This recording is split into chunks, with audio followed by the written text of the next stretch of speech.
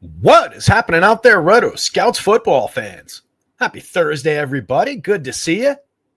Been a minute. Wasn't here yesterday, unfortunately. Had a bunch of errands to run, so just couldn't get back in time to put on a good baseball show for you. We had coverage all day. I was doing work from the train on my laptop and everything, but just couldn't get back here in time. I was trying to hustle back. Had to go to the DMV down Central Jersey yesterday. Giant pain in the ass. I thought, for some foolish reason, after, it's been like 25 years since I've been to a DMV.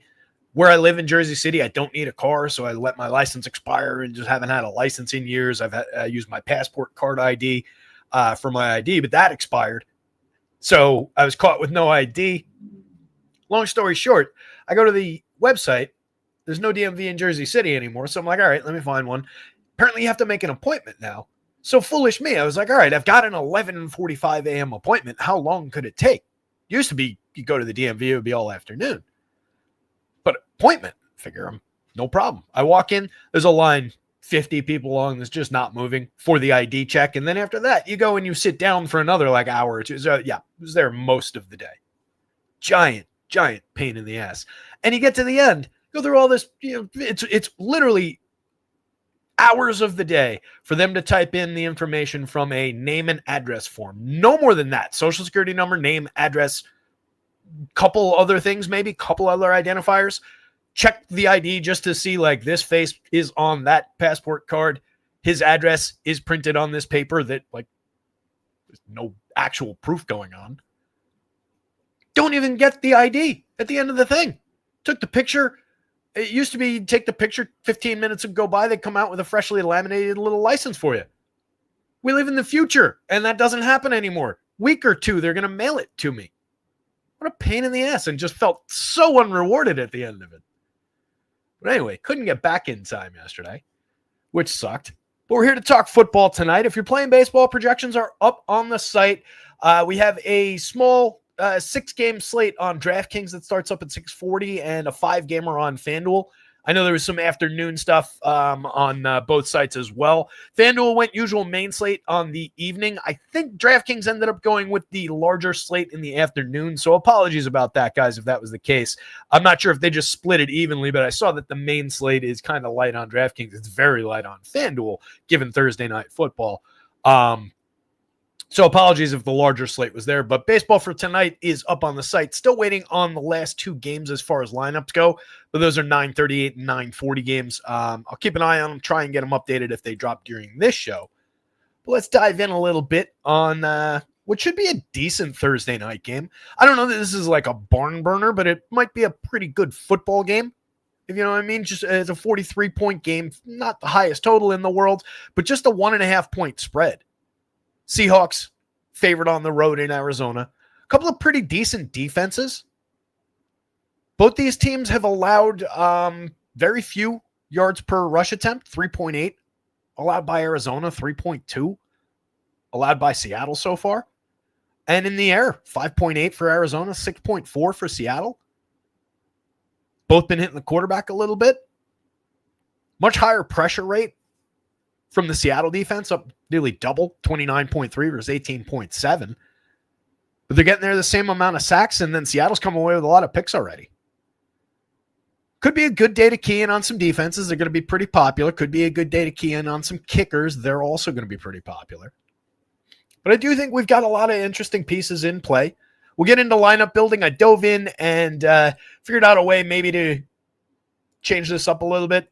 I did a column here where I'm totaling the MVP captain ownership against the original projection, and then I'm altering these using a remaining there to get us to what I think are maybe better flex ownership projections. That's really where the ones we've been using have been falling short. I think their captain and MVPs are usually reasonably accurate, and then they just leave 20% on the table in the flex spots for everything. So it's been skewing our lineup building dupe numbers a little bit too much. So I altered those a little. I did that the other day, and they felt kind of right when I was doing it. So we'll see. But it's just me messing around with it, trying to get to a better version of the lineup building portion of the show. There's a lot to work with. We've got some downboard pieces. We've got a little bit of a question mark with Zach Charbonnet coming back on the Seattle side, just as far as what that workload split's going to look like. Kenny Walker's been really good, so I would expect him to continue seeing the larger portion of it. Oh, you know what? Just realized I forgot to change the reference on those again.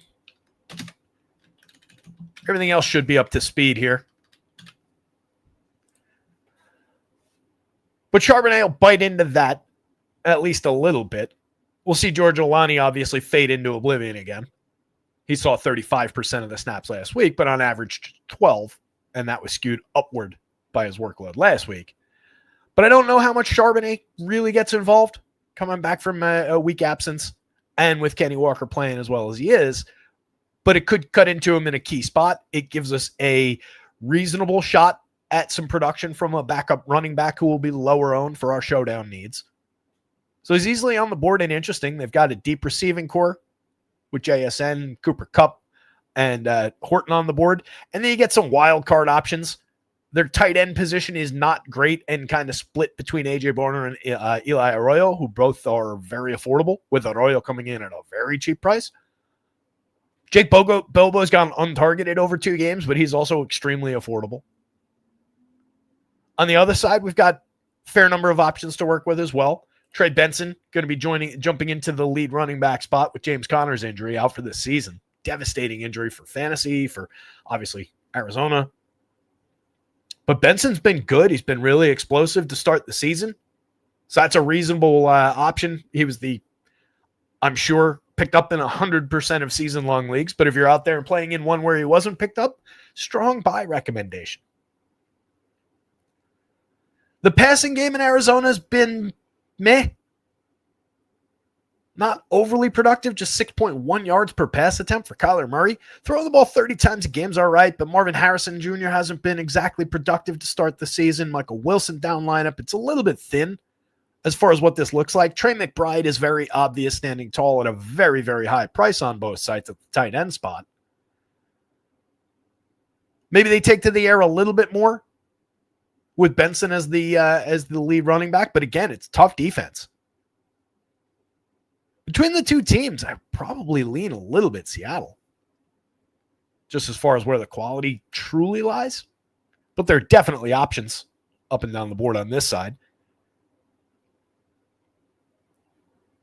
Depth-wise, getting down to the Greg Dortch, DeMercado will pick up a little bit of opportunity as the presumptive backup behind Benson.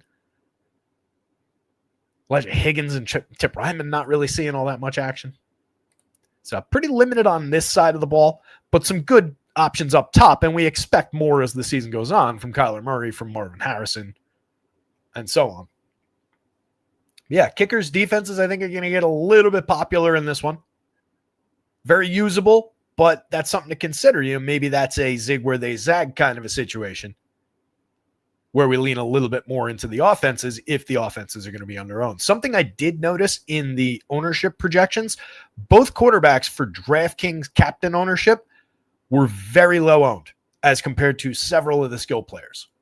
Both of them were out of the double digits, single digit ownership in the captain spot for both quarterbacks, which I think is really interesting. As usual, I'm still, more on the side of the idea of getting the skill players into the captain role, but that becomes, less and less important as the ownership on the quarterbacks diminishes. And it is about price to a point. JSN is more expensive than Darnold. He's more expensive than Kyler.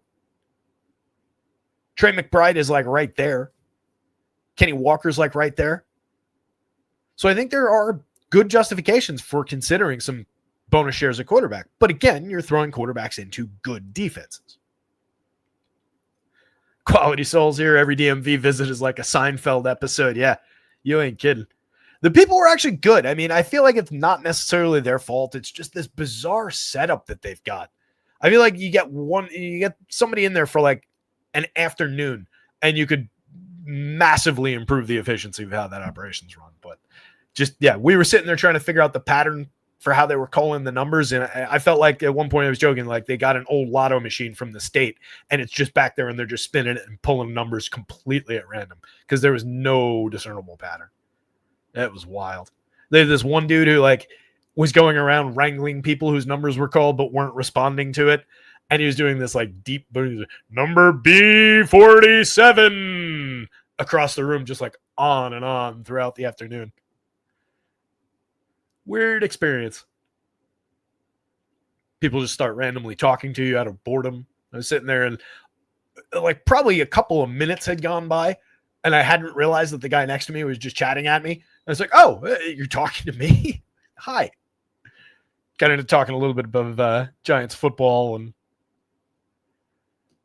and whatnot. But yeah, just chit chat, small talk, hours throughout the day. Anyway, Andy's here. What's going on, Andy? Handful of other people here. Say hi in the chat. Website is rotoscouts.com if you haven't been there before. Baseball and football going on right now. Access to everything is always under $1 a day. Gets you in for both those sports, NBA and NHL, when they're running all-inclusive, no per-sport fees, no nonsense.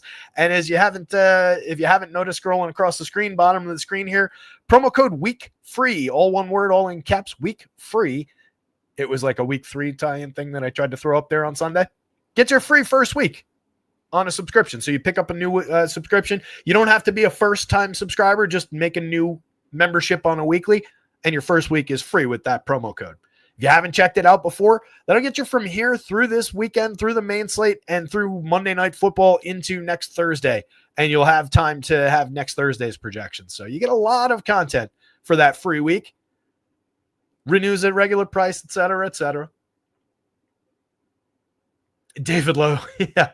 Yo, I was talking about it in chat in Discord that I've been like, I woke up feeling just a little bit off kilter today for some reason. I got a ton of sleep last night. Like, I should be feeling good.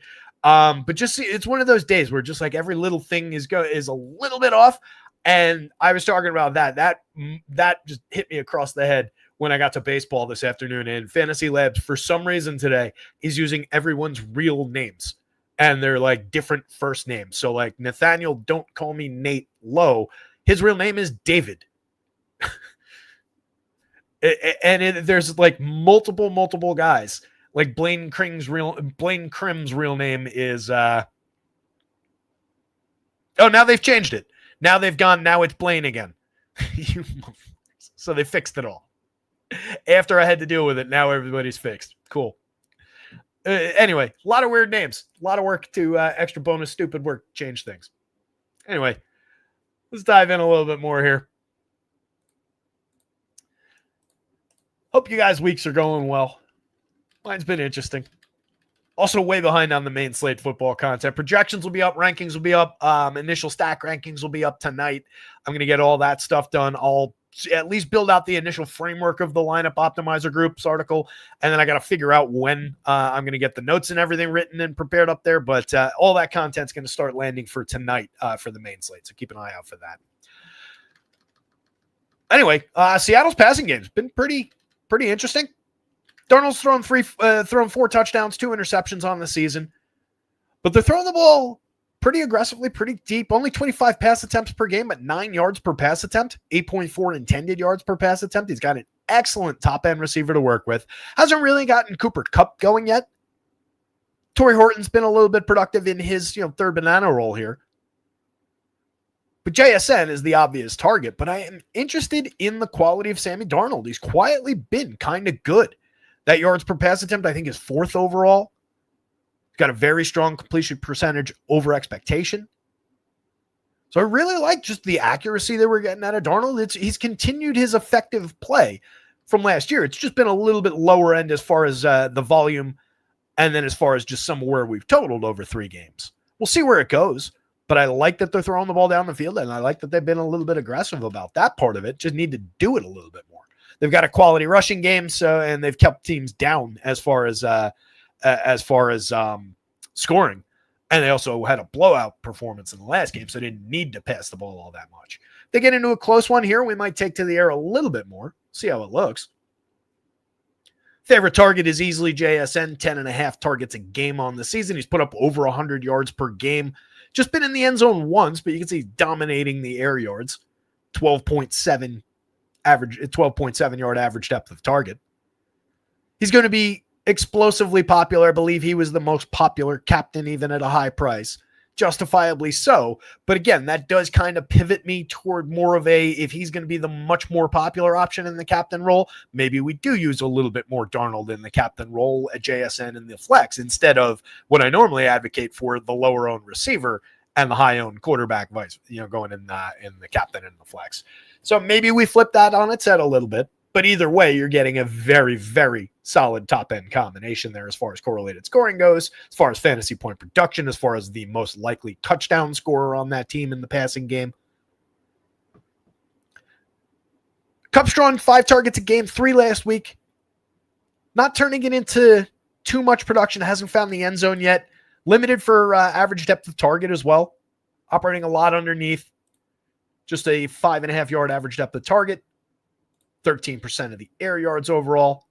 He was targeted 9 times and caught the ball 7 times in week 2. Just 2 catches in each of the first 2 games on 3 targets each. Ran 21 routes the first week. Ran 15 routes in week 3.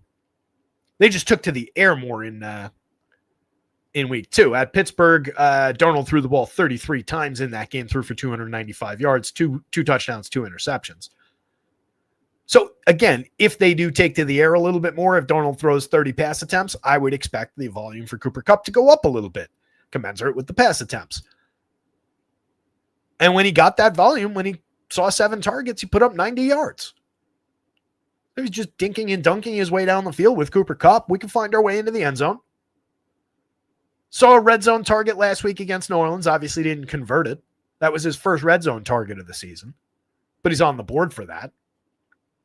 And he'll be targeted a little bit more. JSN had 2 last week. Those were his first 2 of the season. He scored his touchdown last week. 5 catches for 96. That was his first game of the 3 under 100 yards, but he is averaging 100 yards. In the big role last week, Kenny Walker played 27 snaps, carried the ball 16 times for 38 yards and 2 touchdowns.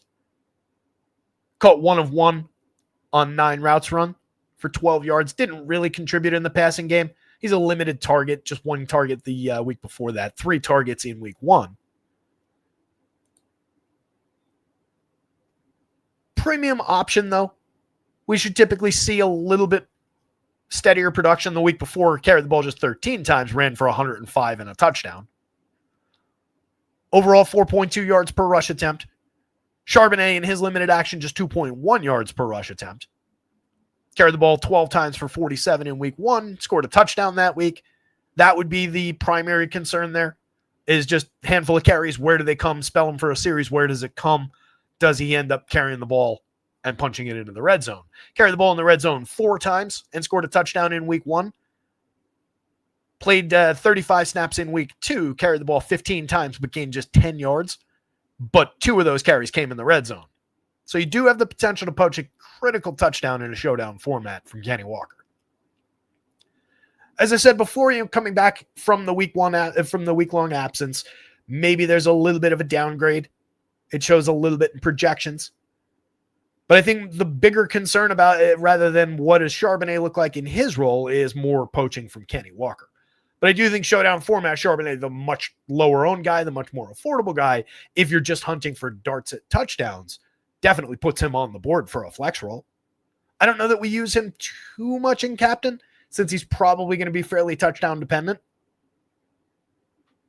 That is a way, depending on what we're angling for with the lineups, that is a way to go as far as a very low owned option in there that does still have a little touchdown upside. What's his captain ownership looking like? Let's see. Yeah, like mid-single digits. That's reasonable. But I think if I'm doing that, like for one, again, Sam Darnold in these ownership projections is lower than that. I would just rather go to the quarterback. Kyler Murray is higher.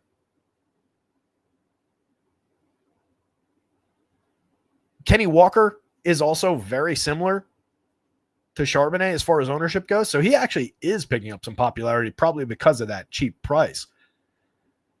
So again, knowing that, and it's limited, it's not crazy popularity, against mid-single digits, but knowing the guys that he's similar to, I think it does knock it down a little bit, being touchdown dependent and a little bit popular for the role that he's going to be in. Not popular in a vacuum, but popular for what he's likely to provide, I think, in the captain spot. Again, he plays perfectly fine in flex.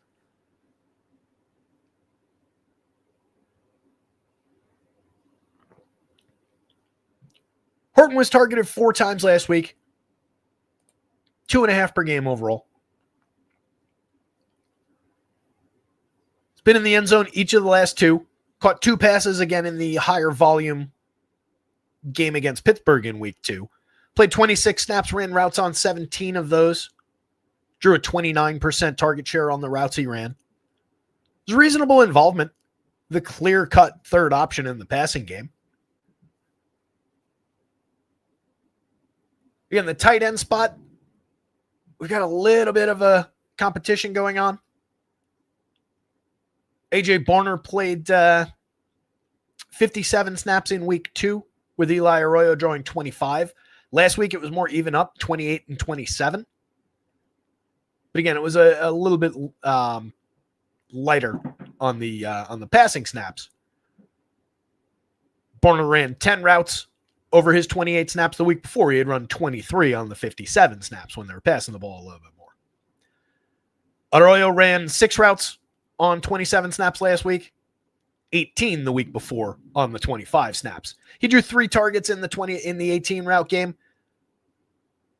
Barner drew 3 in that game as well on 23 routes. So totaled out the game where they passed more, we had 6 targets go to the tight end position across a fair number of routes run, but they were split dead even between the 2 guys. It's going to create an interesting situation. With Arroyo as cheap as he is, he probably ends up being the more popular guy. I don't know that that's necessarily the right move. If we get into a heavy passing game, the assumption would be that Barner would go back to running a few more routes. In a situation where he's running a few more routes, you would naturally expect a few more targets going his way versus Arroyo's way. Arroyo would also pick up volume in that scenario. But Barner remains the nominal one. Arroyo is a second-round pick, number 50 overall this year. So there's a little bit of draft capital in him. But Barner was just drafted, last year? Barner was a 4 last year. Caught 4 touchdown passes on 30 catches last year, 38 targets. Fairly efficient. So yeah, they've got a little bit more capital pick-wise in Arroyo, but does that mean he's immediately taking the job and running with it? Not necessarily sure. And if he gets more popular, obviously that ridiculously low salary is incredibly useful on both sides. But if it leads to him being explosively more popular than the guy who might get more targets, might find the end zone, kind of interested in going the other direction. And then Jake Bobo didn't play in week 1. I believe it was just a healthy scratch. And then was out there weeks 2 and 3. He ran 3 routes and went untargeted in week 2. He ran 2 routes and went untargeted in week 3. He is a very, very limited option. Probably too expensive at $1,000, $1,500. Drawing a 1-point projection on the idea of like a half a catch projected and then immediately falling down. He is a big body. He's like 6'4" something. Presumably 200 something. 6'4", 75 pounds. He's a big bodied guy. So you could see every now and again a red zone target that every now and again within that every now and again he will convert. As a dart, he's on the board for a flex roll, but very, very low expectation. Eric Sauber was also out there a little bit last week, 24 snaps with the offense, 3 routes run. Week before, 24 snaps in the higher passing game, also ran 3 routes. Would not expect a ton of involvement. And then again, Holani kind of knocked down to the bottom of the board here. Picked up 12 touches last week. 10 carries, caught 2 targets. But presumably, assuming that Charbonnet is back, by the way, he is actually still technically questionable. If Charbonnet isn't in there, then you boost Holani's expectations a little bit, and he becomes actually reasonably priced for the, like 4 points that we're going to get. He would land at like a similar projection to DeMercado on the other side, if that. Derek Young involved in the kick return game. He played 16 snaps with the offense, 20 on special teams. He caught 1 of 1 targets. He did run 4 routes with the offense last week, just 2 the week before. But he doubled his snap count from 8 to 16. But again, that was in a kind of blowout-y game script, and they pulled some of the starters. So I would have very low expectations for Derek Young to get involved in the passing game. If you're angling for kick return touchdowns on a showdown slate, defensive scoring, then that's your angle there. Again, Seattle's defense has been productive, definitely on the board, but they're going to be more popular than defenses typically are. And defenses, you get reasonable popularity. And it's probably the same deal with Myers. Reasonably solid kicker, going to get a little bit popular in a game that people kind of expecting to get grindy and low scoring. The less productive quarterback, Kyler, has actually thrown the ball more. He's thrown the ball almost 30 times a game, completing 20 of those, 67% of his attempts, 180 yards per game, just 6.1 per pass attempt. You can see the glaring difference in just the nature of completions. So this is worth a lot less. It's not worthless, but it's worth less. 4 touchdowns apiece, but just 3.3 air yards per attempt, 5.8 intended air yards per attempt. So we're just not operating deep down the field. Trey McBride found the end zone, which is good news. It took him longer than that last season, if memory serves. Or did he not score last season? I keep forgetting. Regardless, the most heavily involved option here. Yeah, last season scored finally in week 17.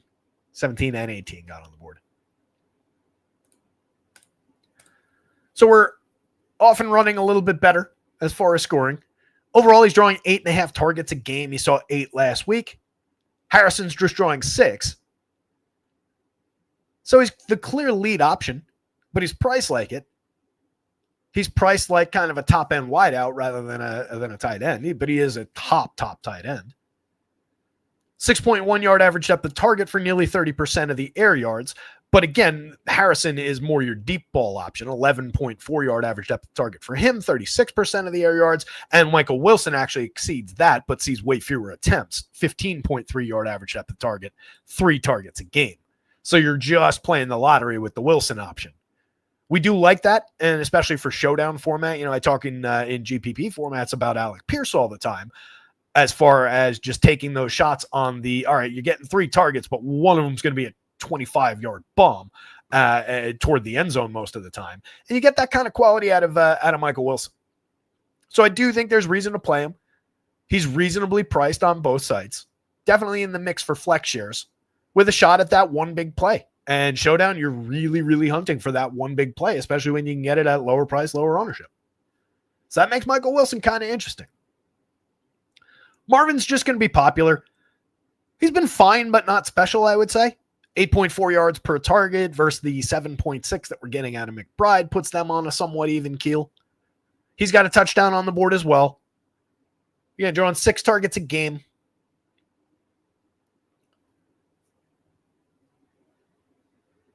%21 first read share.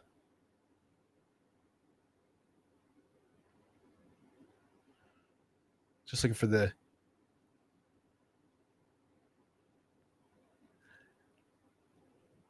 In the small sample, he's seen a reduction in target share, but putting up similar yards per route run against too high,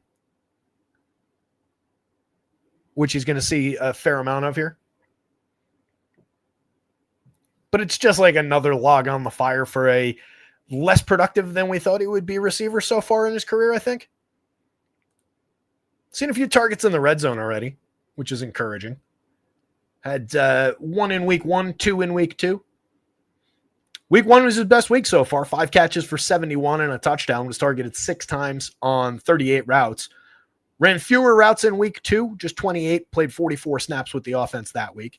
52 snaps the week after. 40 routes run. It's just a lower volume week 2 overall. They only threw the ball 25 times that week versus 35 times last week, 29 the week before. So among the wide receivers, your obvious number one. But second fiddle to Trey McBride as far as the frequency of targets. McBride has also seen 3 targets in the red zone. He saw 1 in week 1, 2 last week, and should continue to see that kind of involvement.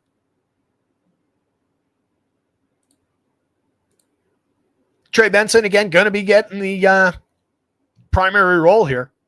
Devastating injury for this team with Connor going down. He's a highly involved back, too. That is a lot of touches hitting the floor here.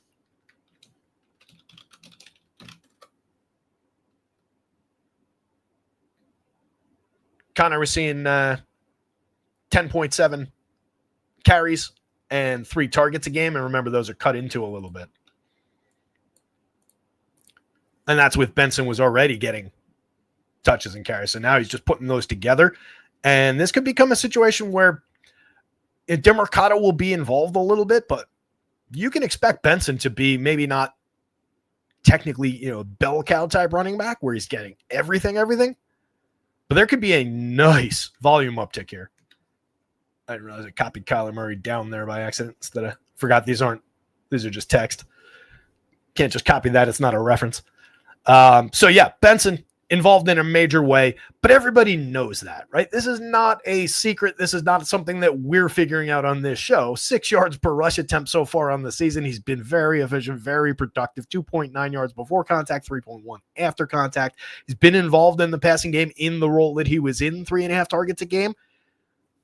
He's just going to be productive out there, but he's going to get very popular. You saw a red zone target last week, carried the ball 10 times for 42, caught 3 passes on 4 targets, was out there running routes, though. He ran 23 routes. Week before, 16. Week before that, 12. And again, expectation of significantly more involvement, significantly meatier role here. 88 is reasonably priced on DK, 92 on FanDuel. Totally reasonable.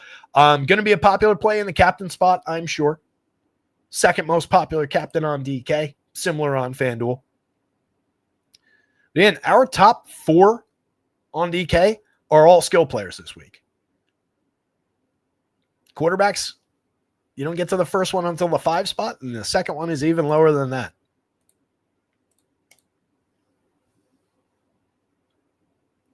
Ryland will be on the board just as much as Myers on the other side for kicking. Same thing with Arizona's defense. I think we get quality there. Both of those things will be popular. Both of those things will be in play in a what projects as a low-scoring game. Down the board, we get somewhat limited.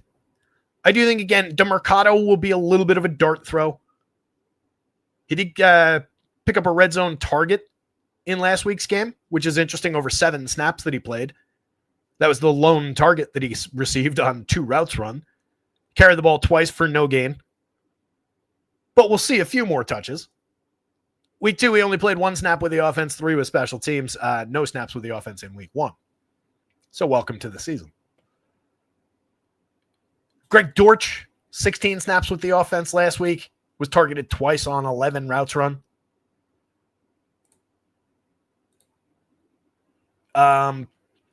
Zay Jones is out. So maybe we see a little bit of additional involvement down the board here. Jones was targeted 3 times on 21 routes last week, caught 2 of them for 25. Week before, he ran 16 routes, went untargeted, 1 target in the first week. So it's not like we're losing a massive volume receiver in this passing attack.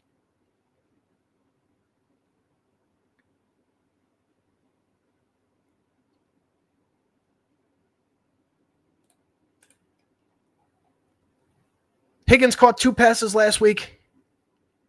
2 weeks ago. 2 for 45 in that one on 3 targets over 10 routes. Dipped to 3 routes run last week. Had run 6 routes in the previous week. Limited there. Tip Ryman, 1 target in week 1. Didn't play week 2. 3 targets on 32 snaps in week 3. Ran 13 routes. Light involvement. That is at best dart throw type options down the bottom of the board there. And we're just hoping for an opportunity in the end zone. We did have Elijah Higgins pick up a target in the red zone in each of the first 2 games. But you're talking about guys who are running very few routes over very few snaps. So know that those are just dart throws for showdown format type plays. I think, again, the Seattle offense is the more interesting of the two.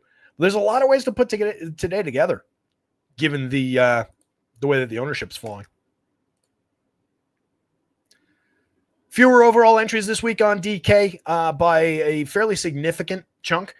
Went down from 100,000 and change to 88,000 and change. Still, obviously, monster lottery. FanDuel came down by like 3,000 entries. It was 47 the last couple slates, down to 44,000.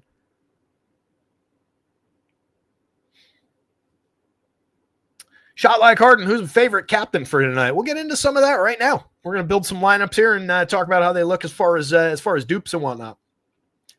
BBL Slayer, what's going on? FanDuel, brother. Yeah, FanDuel's on the board, man. We're talking about FanDuel and DraftKings at the same time in that first part of the show, and now we're going to do some DK lineups, and then we'll do some FanDuel lineups. We do it the other way around, but more people are here for DraftKings, unfortunately. I play on FanDuel myself, though. We'll get to it, I promise you. Favorite captain, and with Jim Parrish's question there, Trey Benson or JSN for captain, and thoughts on Horton. So Horton in the captain role, I don't know that we go to that level. That's too big of a dart throw.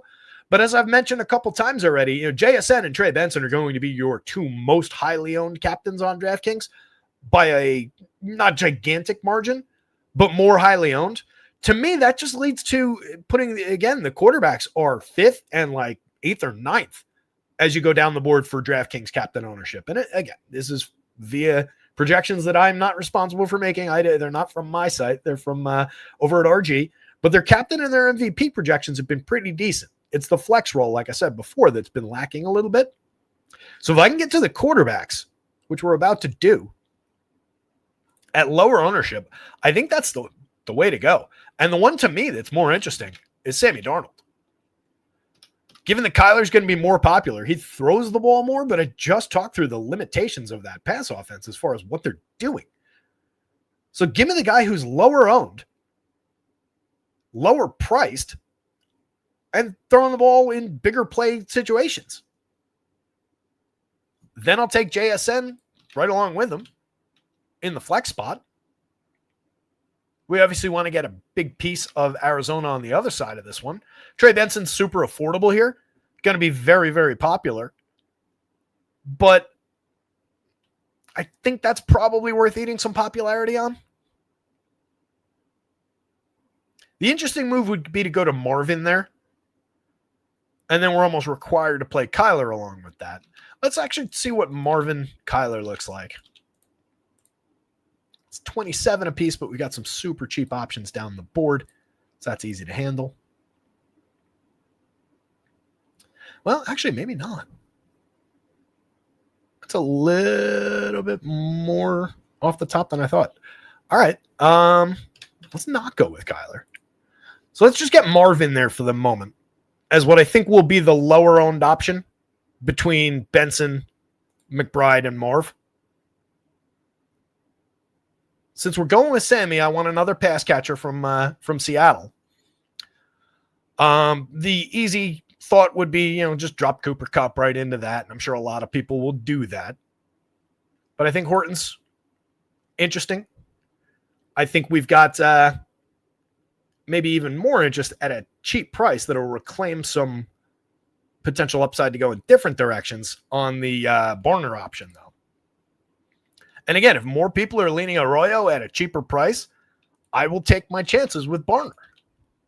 I think that makes him interesting. Now I'm at 67 for these last two spots. Now we got some action. You could get to a Horton for like a wipeout approach. I would maybe consider in this situation, if I'm building a lineup now that's kind of slanting heavy Seahawks and keeping Arizona down, maybe we lean Seattle defense in here. Again, they're going to be a popular move.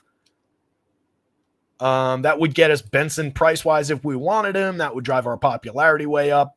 Obviously, we're at a ton of dupes on this lineup. I might have juiced some of these ownership numbers too high. That would be a fairly highly duped lineup, though. 600 on the board. See if we can do better.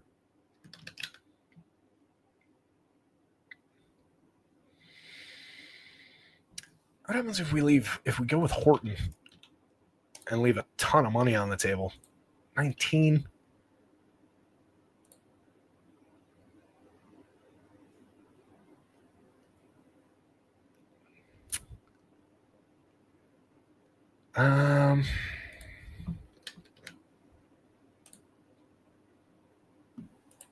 Myers instead of the D. There you go. That kind of works. Again, we're duped several times, and I might have gone too heavy on some of the changes, but it's probably around that. The ones we had previously were too low. So you get to a situation where you're chopping a giant prize pool 5, 6, 8 ways. It's not the worst thing in the world. We obviously would love to get a totally unique lineup, but just for a first crack hand build, that's not a bad version of a Sammy Darnold captaincy. And you've got a little bit of money to spend. You could obviously go from the burner move there. Can't get Horton. So you can't actually upgrade. That's a pain in the ass. Oh, I got Horton already. Never mind. So at 54 in that case, then you could throw the defenses into this equation again, but I think that probably drives our ownership up the wrong way. You could get dart throwing around like a Wilson TD, but then I'm getting 2 pieces of the Arizona offense passing game without the QB. So maybe it's DeMarcado for like the dart throw low owned play at a touchdown. You're similar to that last one, 4 and change, but we've obviously scrapped at least 2 of the dupes. Yeah, we're leaving money on the table, which is a strong approach toward making lineups more unique. You just want to make sure you're doing it not in foolish ways. You don't want to just be like, oh, yeah, these 3 guys, and then, look, we got no problems. You also got no points.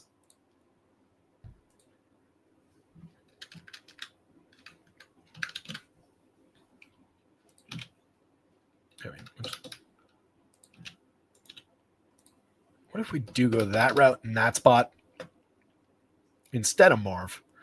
That frees us up from worrying about anything else coming out of Arizona as far as correlated scoring goes.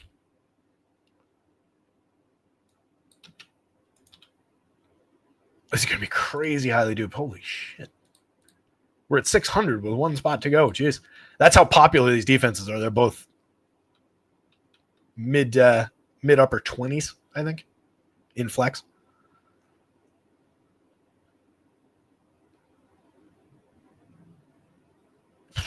I mean, yeah, this is like unplayably high. This is the territory you don't want to be in, right? When we're talking about these lineups, again, it's very difficult to get something that's reasonable, competitive, more likely than, a total lottery ticket. But you don't want something that, so 6, we can kind of handle 100 plus dupes. Craziness. You don't want this kind of a lineup.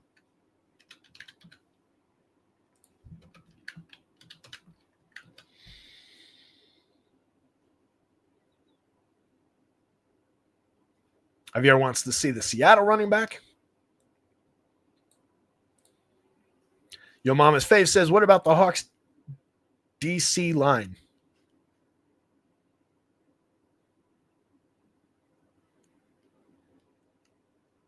Oh, Hawks D captain line. I gotcha. Took me a second there. I thought you were asking, what about the Hawks defensive line not like being like a C, like a letter grade, like they only have a C line. I was like, I don't really think that's the case. But, can't get to their defensive line anyway. But yeah, Hawks defense in the captain spot. We'll do that one next. I like that idea. They're very popular in the flex role, but as a captain, they're not. They're in the like low single digits captain wise. So I do think that would be the interesting approach to playing the defenses, because you just saw what they did. They just annihilated our dupes number in the flex role. So maybe it is more, you want to consider if you're going to defense in some of those lineups, maybe you get them up to the captain, or maybe you don't go double defense. That's probably going to be a popular approach today. And I know that that's a curveball that people like throwing. So think of all those people who usually do it, and then all the people who would be like, ooh, double defense today. Get you away from that idea kind of quickly. So yeah, the idea of putting the defense up there is interesting. Let's jump to that. Again, Darnold is interesting to me in the captain role. Might be my answer to that. Who's your favorite captain question? If that ownership number is correct, which I think it may be a little bit low, but 5, 6 somewhere on the ownership board might be correct. So that's an interesting angle. It's the same idea for Kyler. but a little bit less so because he's more popular and more expensive. And just again, the nature of the passing games where one guy's throwing for 9 yards per attempt and the other guy's throwing for 6. And the guy throwing for 9 is trying to throw for 8.5 per attempt. And the guy throwing for 6 is throwing for 5 and change per attempt. Just different approaches, different styles. You get upside from Kyler that you don't get from Sammy as far as the rushing game for sure, which probably explains away the price and popularity difference a little bit, but I will come right back to the passing version of it. So let's get Seattle into that captain role. See what we can do from there. That typically does lead me to a decision like this. Just kind of ride the theme of a little bit lower ownership. I got to change these.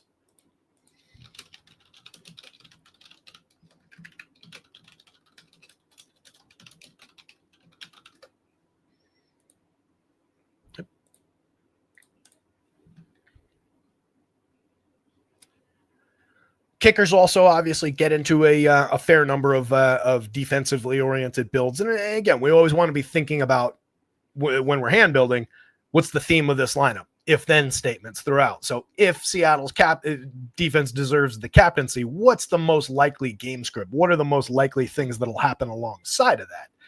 Probably leads us away from wanting too much involvement in the Arizona passing game. You can play a running back against, because you do still get production up and down the field that doesn't necessarily lead to scoring, or if it leads to field goals, it's less impactful for your scoring or potential for your defense. If you're doing that, then you could start playing the game of, all right, maybe I do that at running back, but get real cheap and real different by going down the board. So there's options for that with DeMarcado there. For right now, let's start out with Benson, though. We'll go double top end running back. We'll limit passing in this game, in this one a little bit, I think.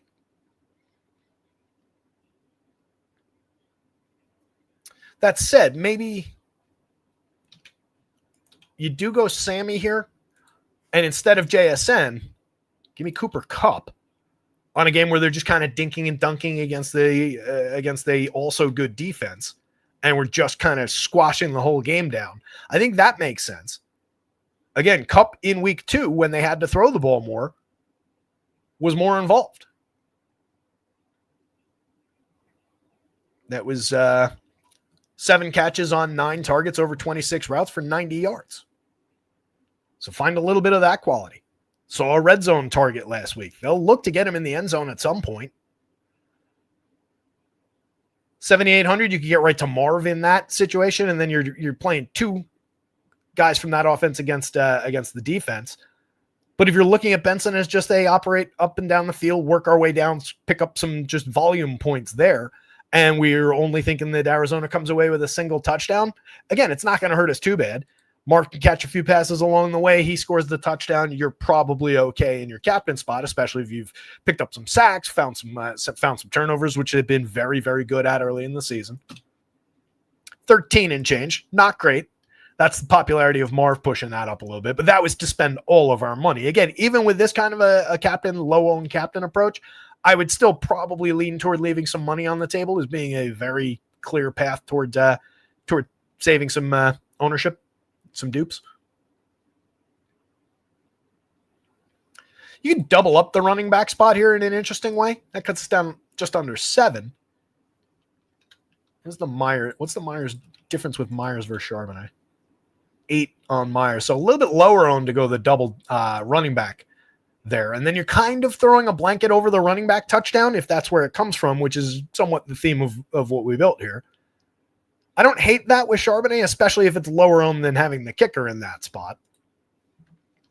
You go Arizona's defense, but again, I think even doubling up the defenses this way, 8 and change. It's about the same as going with another piece of Seattle there. What does it look like if we go to Mercado there instead? We're already way low owned. See, that's kind of a... And then we can buy whatever we want in this lineup.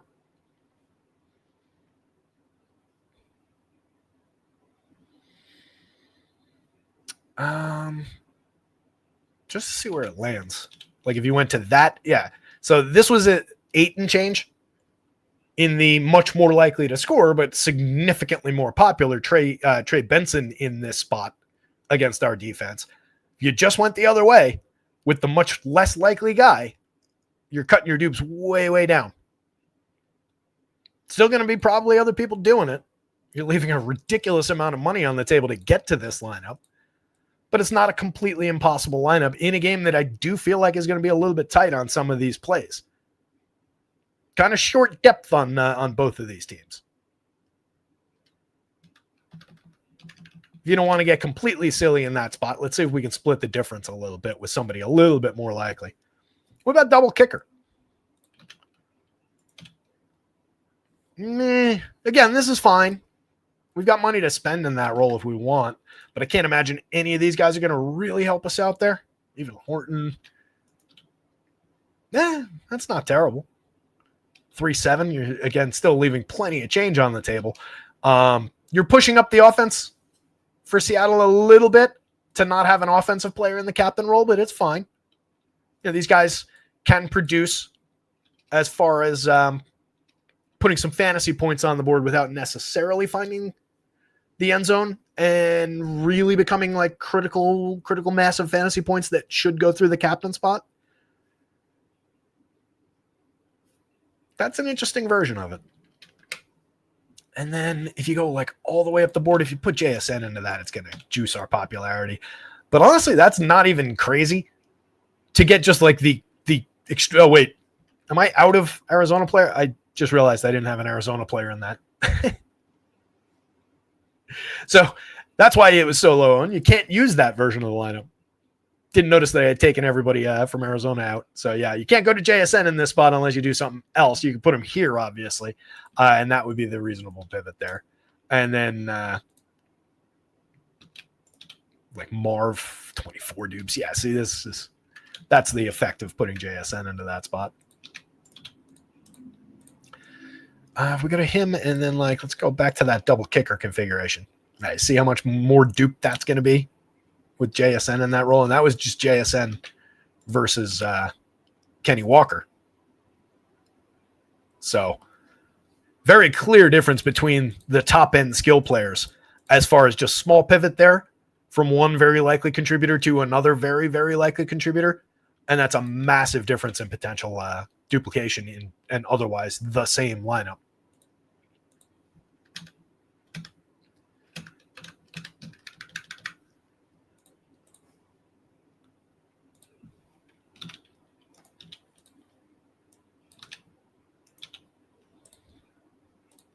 For the fans of the total oddballs, double defense, double kicker. And top two running backs. Let's see what it looks like.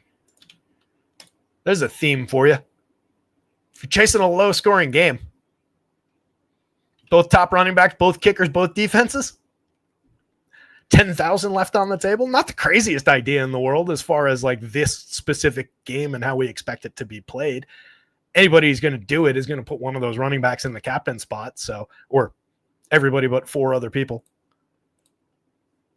It's a reasonable way to go if you're getting really creative.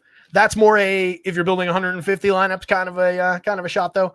For the one lineup builders, I tend to say you don't want to go all the way toward the most obvious you're going to be duped 100 times thing, but maybe you land on one of those like 6 nice in the middle type lineup for your one bullet. Kevin H, what's going on?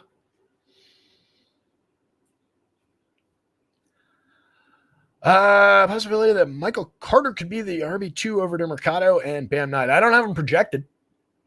We have any news on that? He is number 3 on the depth chart I'm looking at here. I guess I should probably buy him a little projection. He is on the elevated from the practice squad.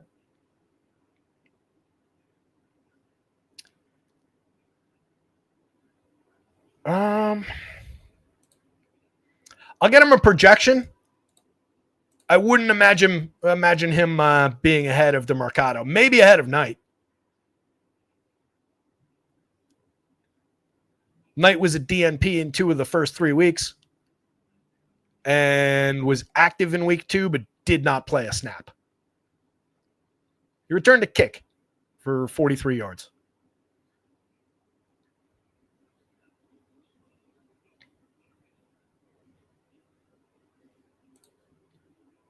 So yeah, since Carter got elevated from the practice squad, we'll get him a little projection, but probably won't matter much. I don't know that I actually even projected Knight, to be honest with you.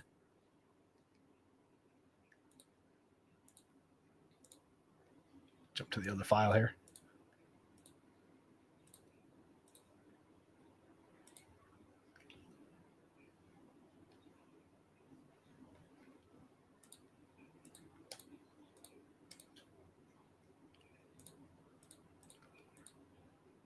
Yeah, he came up with such low decimal that I left him out.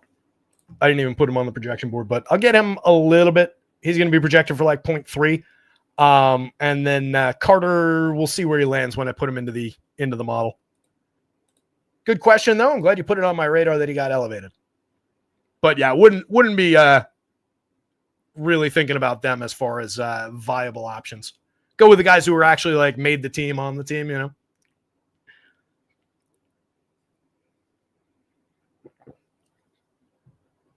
Quality Soul, you're able to access the projections, buddy. The sheet I'm looking at, this is just a dashboard for stats. For the main slate, I do go through for every single team. For showdowns, I haven't been doing it. But for the main slate, I do go through for every team. And I give you like this view, right? So you will have it for the main slate. It's in the groups and optimizers article that I put together. But for showdown, I haven't been putting that up. I don't really have a spot for it. But if it's something people are interested in, it's not that much time for me to just screenshot these. You don't get it as a spreadsheet. You get it as like screenshots of what you're looking at here. But, you know, good as you're getting the information.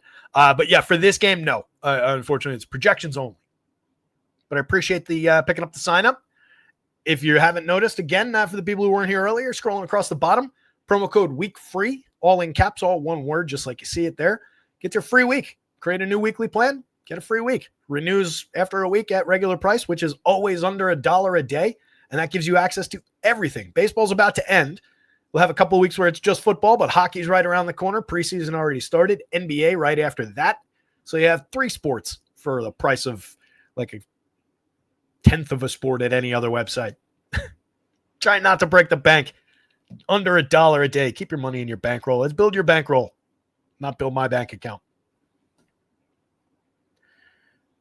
Don from the AFL-CIO is texting me for some reason. He's looking for money. He's also calling me Michael for unknown reasons. Weird. Any other requests? Anything else we want to see? Elastic saying might be interesting to fade Seattle running back. Sure, yeah, that's a reasonable approach. Again, for me, that would lead directly to that Sam Darnold in the captain spot build that we were looking at before. I would go there. JSN in the captain role is going to just be crazy, crazy highly owned. We can look at it real quick. But I don't know that I really want to build these all that much. Like, we'll look at it through the lens of how low owned can we make this. So far, not too good. I want to stay away from those defenses. Get to like the Mercado there. Yeah, this ain't going to be good. Borner. 34. Yikes. Let's get Kyler out of there. And go to like Ryland. And let's get Mikey Wilson out of there.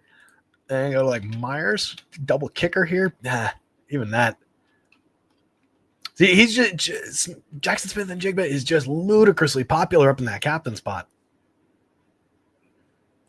Really hurts our chances of getting down to anything unique without doing something like dumb, right? We could obviously make it crazy unique by just playing in this territory and making bad decisions, but that's not what we want to be doing. So I don't love that setup, but the other way to do that, I think, would be a Cooper Kupp captaincy. And again, we'd probably be hunting for kind of that lower end game script where this plays up defenses a little bit. I don't know that makes me want to put both defenses in, but maybe you could get away with one. Let's see what it looks like without doing that, though. That probably give us room for Benson here. And again, if we want to follow that idea of game script, then maybe we don't go to the Arizona passing game as heavily. We just let Benson do the carry the load for them. I could be interested in Barner again in this. And again, this is just kind of in addition to the running backs. We're kind of boxing JSN out of this one. Like he'll be there, and 82. Best we can do on this one is down to let's get Ryland in there again. Ryland and Benson. Yeah, still 25. So, I mean, I don't love that. I do like the idea of Ryland Benson there, though. And then 13 to spend. Yeah, this is still hefty. What does Marv look like in that spot? Yeah, 23. Ugh. Even with Wilson, we're at 12. Jeez.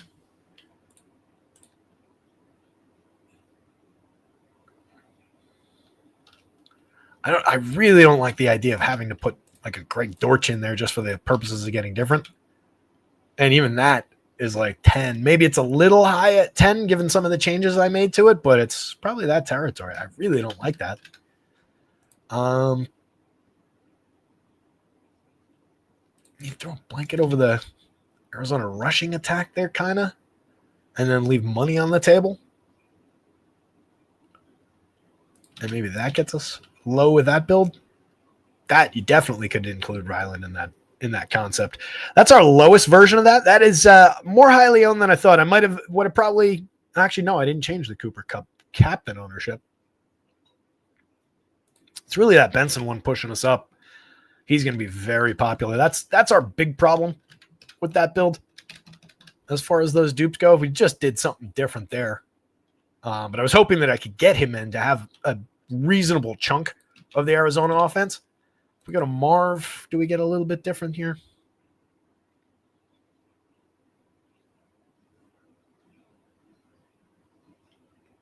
I don't think we can get defense into this without crazy dupes. I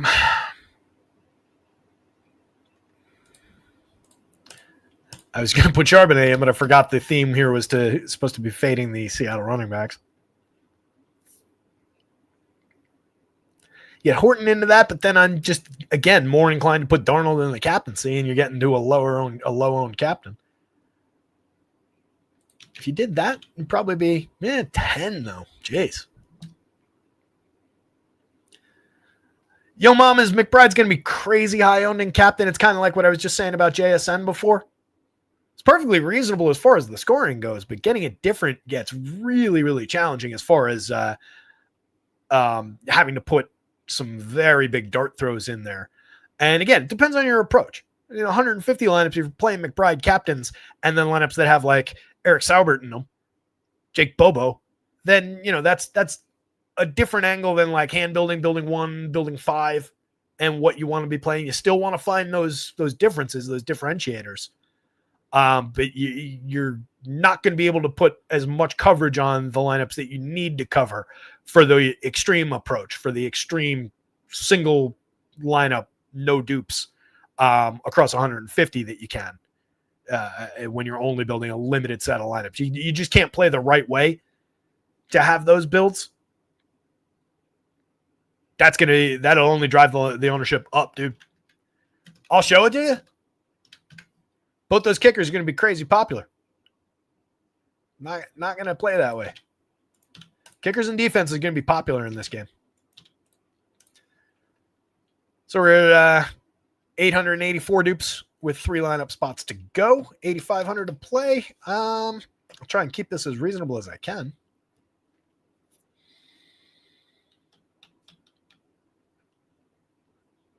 And that's the thing. Like, I want the correlated scoring of Murray in there if I'm doing this just for the lineup build.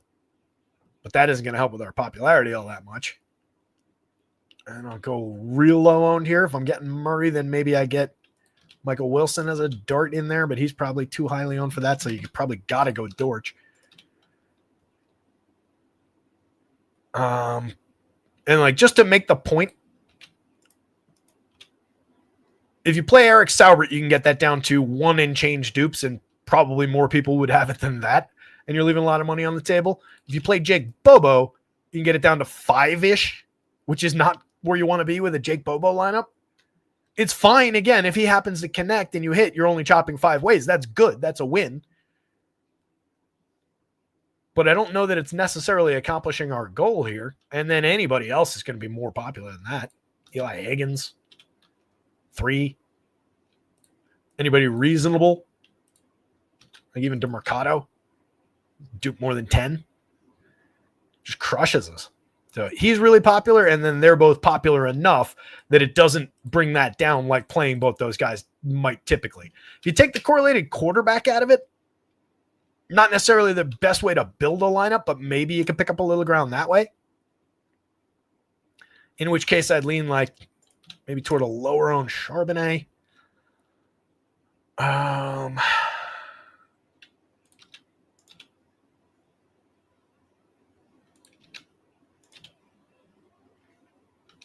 Try and find my way to a couple cheapo lower owned touchdowns there with slightly more reasonable guys. Again, we're leaving a ton of money on the table here, but that's just in the nature, in the effort to get to lower owned pieces. If you put anything more highly priced in here,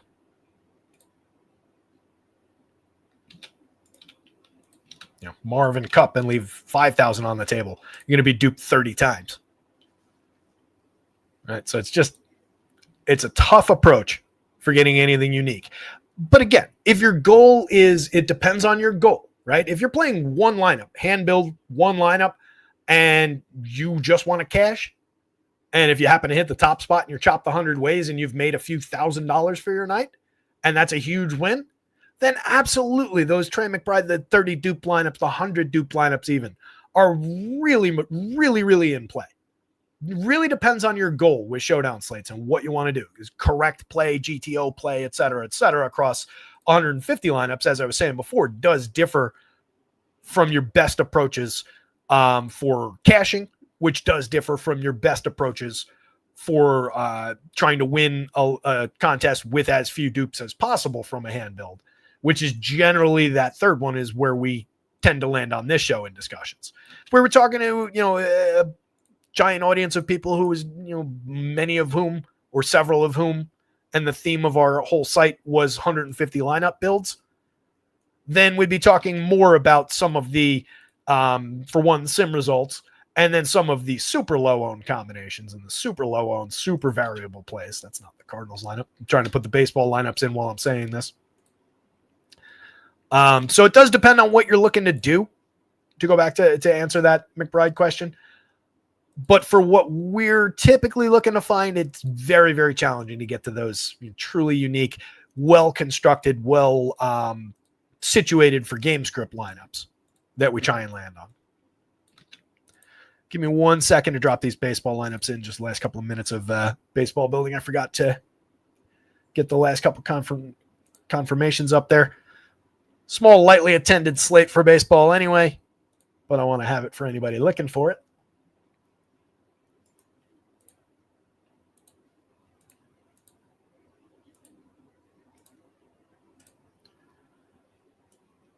Throw some other thoughts, questions, etc. into the chat while I'm doing this. It'll just take a moment, and we'll jump on those. We'll build some FanDuel lineups for a couple of minutes, and then I actually get to punch out and run a couple of baseball lineups of my own.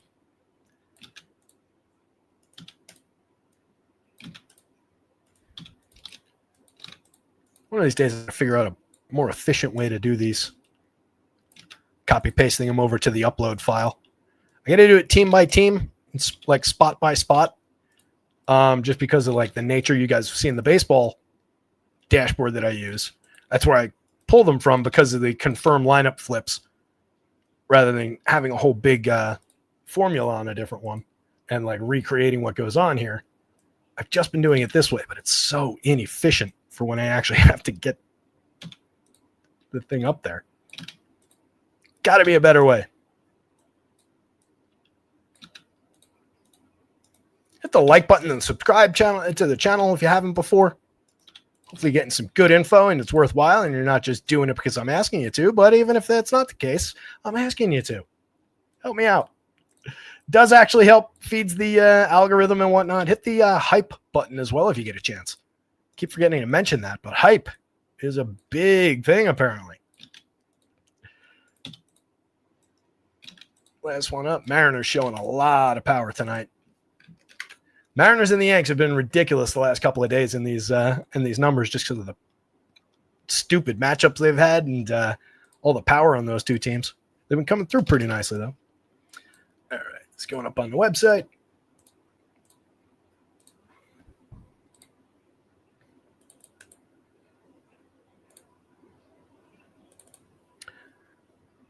Putting in Saber, and that's the number one lineup it spit out, which was the double kicker McBride captain. It's an interesting way to go. Javier, I'm not sure. Should be on the screen down there somewhere in your options, probably near the thumbs up and whatnot is where the hype is. I'm not sure. I've never actually done it myself.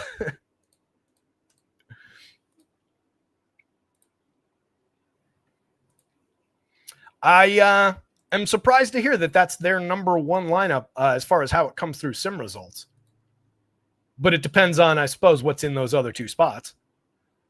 Like I showed, if you build it out with, the Sauberts of the world and get it down to, very, very few dupes, then sure, I could see that coming through in a top earner spot in a sim, but it's going to be skewed by, all right, it flat 1, 2 of the 50,000 contests that it ran. So your ROI number is going to be skewed by that in your results. So it's always something to keep in mind with how those sim results look. Sometimes you want to look at win rates as well within that, cash rates, etc. 632. So let me do this.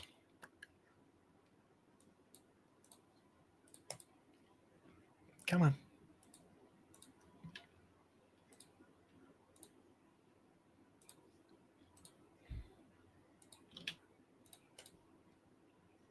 And again, by the way, those numbers are also extremely skewed by just what people have for the ownership projections as well.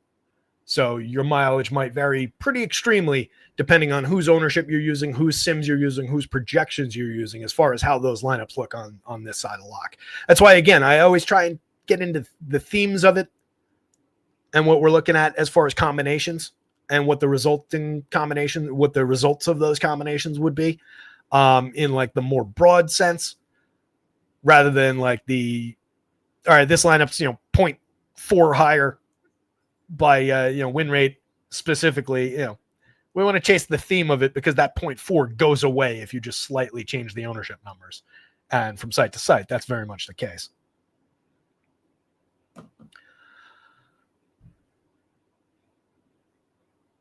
They're saying, I just put it above, but can you do your best lineup ignoring ownership? Just flat out best projections lineup? Yeah.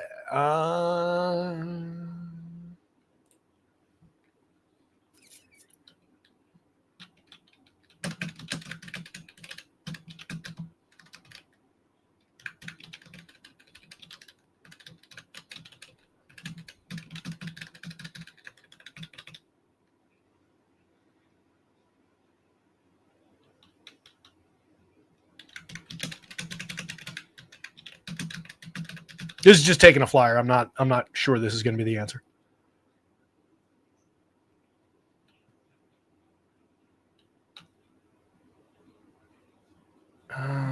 Actually, I'm pretty sure this is not going to be the answer. It's a 75-point projection on that one.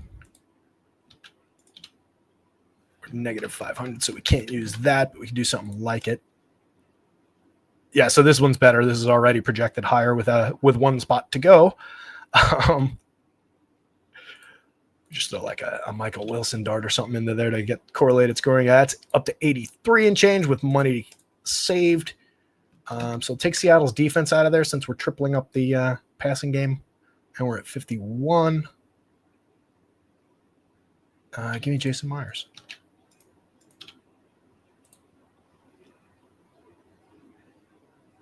You get uncorrelated JSN in this one, which I don't love. If I swap Kyler to Sammy, you drop a little bit projection-wise there in your total projected value. If I'm doing that, though, I'm probably more interested in changing the whole thing there. Getting something more like that. It drops us down to 71, though. We've got 57 left. Yeah, that previous version was probably better. If we're just, again, looking for just raw scoring potential, like 54 on Charbonnet. Gets us to 81. And that's actually reasonable because we don't have Kenny in this version, so we're just throwing the touchdown option toward Charbonnet. But I think I like that previous version from a minute ago better than this one. And just ride with the... this one's slightly better projection if we're, again, just looking at raw projection. Again, you're going to be duped 100 times. But this is probably better. You get the bonus scoring from JSN in the captain role. You get the Murray McBride and then the Dart to Wilson combo still. You get Arizona in this one as a defense play, which I think is fine. For one, it helps with the not playing Darnold for the correlated scoring. It helps with the not having a Seattle running back in there. So I think that kind of makes sense. And then Myers kind of jibes with that theme, with the overall theme there as well. You could switch that out to the Arizona kicker just as easily. And you're not really, I think do you pick up projection there? No, you lose 0.2 of projection. And you probably gain correlation there. So maybe that's the better answer. Let's just slapping one together. Guaranteed, is that our guaranteed most optimal version of our lineup? Probably not. But throwing one together for you, just focused on projection rather than dupes. I think this is a fairly sound approach. You could obviously change that up and go with that same theme like that, and then drop JSN or somebody into this spot, and you're similarly projected. So for that, I would just kind of say, like, pick your favorite of JSN or Trey McBride. A little bit less so Kenny Walker, and probably puts us onto a different theme if we go that direction. And definitely comes in a little bit lower projected overall too. So I would think your best path toward highest projected is probably a McBride or JSN in the captain role, but those are your two most highly owned captains of the slate. Good.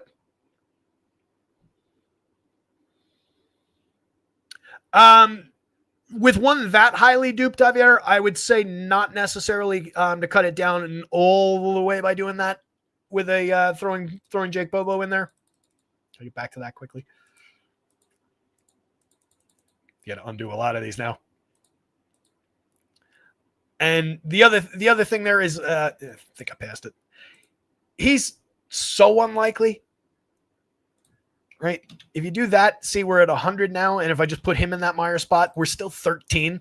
And he's so unlikely that those 13 people are probably going along for the ride in the car together to come up just short of even cashing, let alone winning, unless he comes down with the touchdown, in which case you are celebrating a big win there with 12, 13 of your best friends.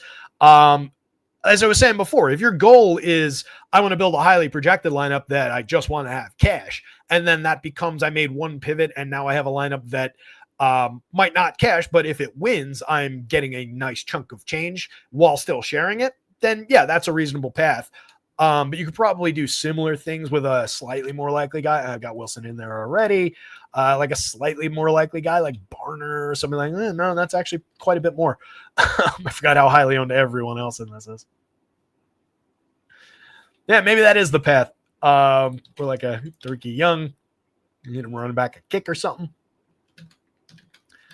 But yeah, with our super highly owned theme here, it really comes down to what's your goal for that lineup? What's your goal for that entry? Am I trying to win and share the money? Am I trying to cash? Am I trying to just, have something that if it wins and it's got the best win percentage or one of the best win percentages, but a lower ROI because I'm sharing it 100 ways? Depends on your goal, but playable theme there, obviously. Let's do a couple quick FanDuel ones. Apologies to whoever was asking for FanDuel before. That got a little bit long with the different questions, but I feel like we covered some relevant ground for both sites. I'm going to drop Sammy in here on the assumption that he's also low owned on the FanDuel slate. We'll start with a JSN build, but we'll probably go different directions as the thing goes on here.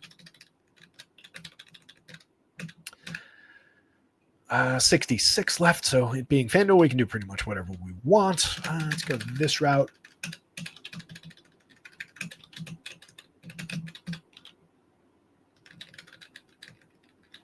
Now we're getting low on. 22 is a little bit more thin than I intended there. Let's get Mikey Wilson out of that. 36 apiece we could probably make work.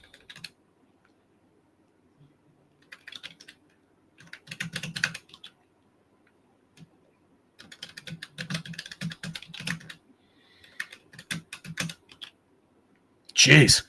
Even that ugliness is 10. It's just how crazy highly owned JSN is. It's really skewing us. That's a reasonable enough option, though.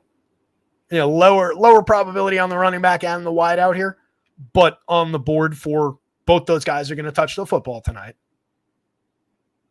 So it's a reasonable build, but I feel like we could easily do better if we just do something like maybe that, and then give Kyler a little something. Maybe we get Mikey Wilson into this one, and we're leaving money on the table. Yeah, now we're already under 5. That's a better approach, in my opinion. You could even squeeze Kenny Walker into that one, and you're at 3. Wow. Kenny Walker, not crazy lower owned in these projections, but that's a reasonable little dip. Getting to the better running back, buying a little correlation with your captain and your top receiver play there. And then we're just hoping that JSN, he can do his thing. He can even score a touchdown in this build because it helps Sammy Darnold. You just need more upside and a touchdown at least to go to each of Cooper Kupp and AJ Barner. As long as Kupp is catching 7, 8, 9 passes somewhere along the way, racking up a little bit of yardage up and down the field. And then if he happens to come down in the end zone, that's a reasonable approach. Would play. I like that one.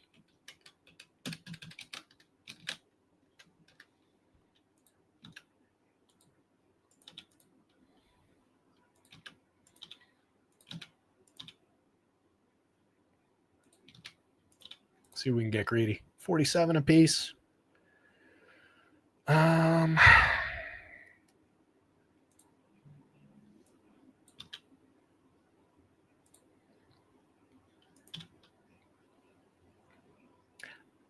That's not crazy, but I think I'd rather have Kyler and the captain if I'm going to triple up on receivers with him. But that's not a crazy build, especially if you don't expect them to throw for a bunch of touchdowns against the good Seattle defense. If he's just throwing passes and completing passes to these guys, but maybe we only get 1 touchdown across the 3, it's a reasonable way to go. At 44, we were a little bit harder cut as far as that price goes. I was planning on originally getting a kicker into this lineup.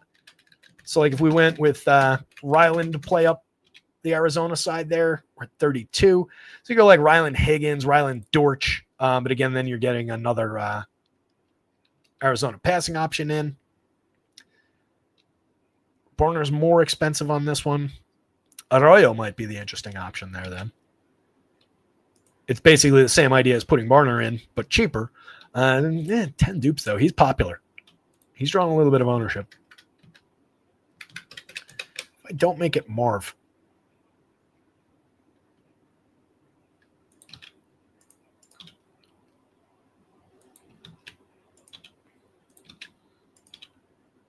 Woo! Double kicker is not friendly to our ownership numbers.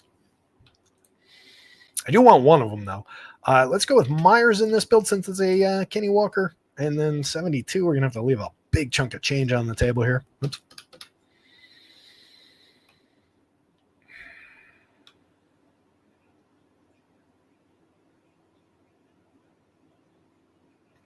Powers betting Benson to smoke that good Seattle rush defense. I like it, dude.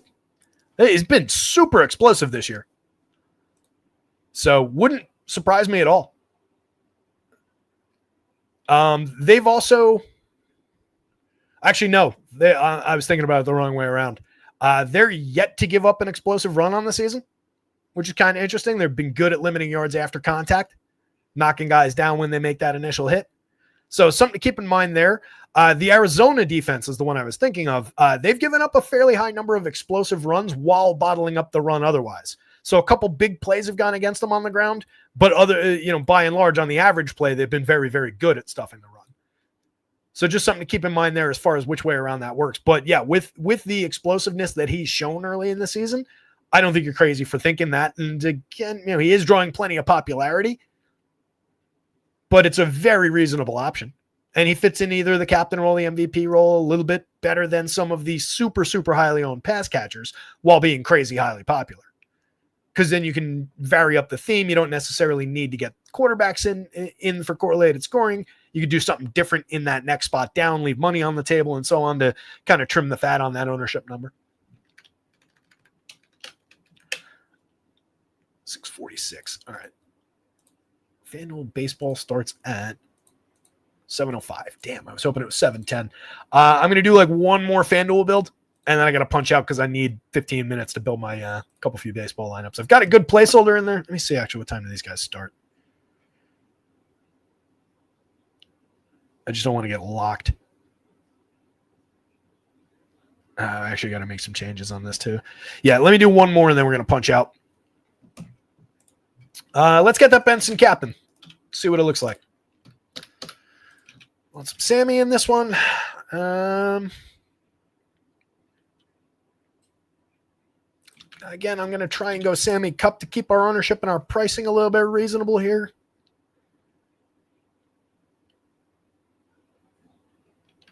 Oops. See if Arizona's defense wants to come along for the ride in this one. Theme it up like that. And then we are way too highly owned. 96, jeez. Anything you do with these top guys. And again, I did goose these numbers probably a little too aggressively. But these are very highly owned options up at the top of the board. Like if you go double kicker here, you're 33. It's a little uncomfy. Let's get the defenses out of there then. Let's not build that theme.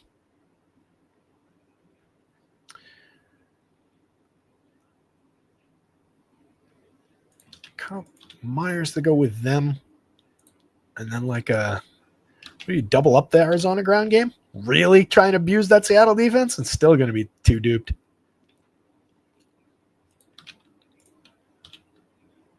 That gets us under 10 at least. I just wanted to see what somebody lower owned would look like there. Probably wouldn't use Michael Wilson in this build.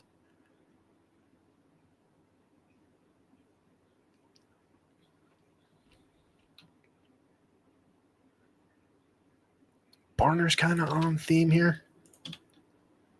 That gets us way down for a Benson captain. This is kind of what I was talking about, using, instead of getting Kyler Murray requirement as far as correlated scoring goes. This gets us under 5. It's not the most likely build in the world, but it's certainly not the least likely. And you can do something with DeMercado there, obviously, and get literally anybody on the board into that spot if you wanted to.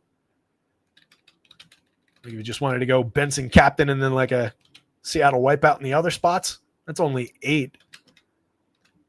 I'd probably be inclined to swap it out and at least get some other piece like Ryland maybe from the Arizona side into that. That takes us to 25 though. God damn.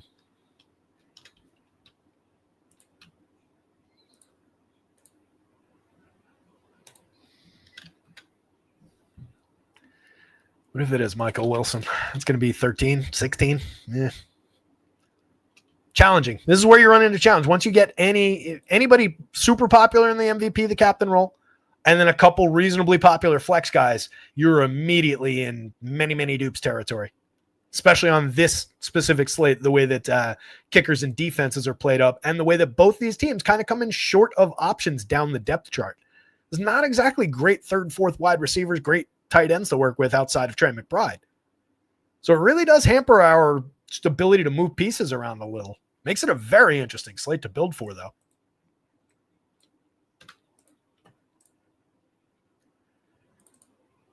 I think that's going to be stop point, guys, coming up at 6:50. Bunch of people here hanging out. Appreciate every single one of you. I just got to bail and get some FanDuel baseball lineups built in a hurry. But I'll be around Discord. If you want to talk more lineups, throw builds into Discord. It's linked for free for anybody who's not in there already. It's down. You don't have to be a subscriber at the site or any of that. Just click on that link, join the Discord, hang out, join the community.